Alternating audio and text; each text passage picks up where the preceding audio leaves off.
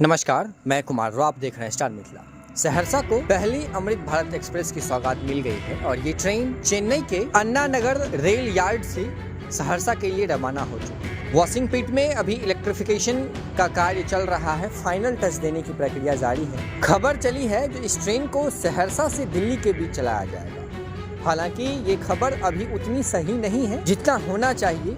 अभी ये खबर तथ्यहीन है, इसका रूट अभी निर्धारित नहीं हुआ है, न ही इसकी चलने की तिथि घोषित हुई। हालांकि ये एक अच्छी बात है जो सहरसा को अमृत भारत एक्सप्रेस की सौगात मिली है। पूर्व मध्य रेल को ये दूसरा ट्रेन मिला है अमृत भारत एक्सप्रेस। पहला दरभंगा से आनंद विहार के बीच चल रही है और दूसरा सहरसा को मिला है। लेकिन न तो इस ट्रेन की चलने की तिथि अभी जारी हुई है, न ही इस ट्रेन को किस रूट से चलाया जाएगा ये तय हुआ है, और न ही इस ट्रेन को सहरसा से कहां तक चलाया जाएगा ये तय हुआ है।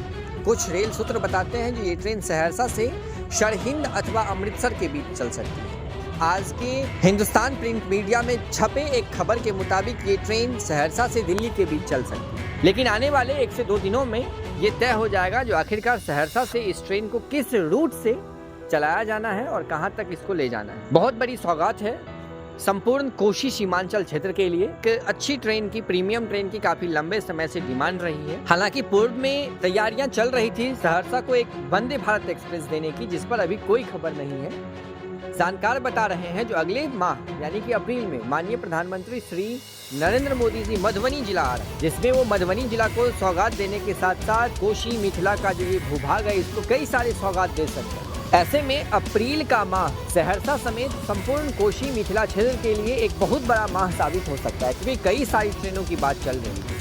जहां एक तरफ सहरसा को अमृत भारत देने की बात चल रही है, तो वहीं दूसरी तरफ कुछ ट्रेनों को नियमित करने की भी बात चल रही है, कुछ ट्रेनों की विस्तारीकरण की भी बात चल रही है। तो आखिरकार होना क्या है, इसके लिए आप जुड़े रहें स्टार मिथिला से। जो भी खबर होगा हम आप तक पहुंचाने की कोशिश करेंगे।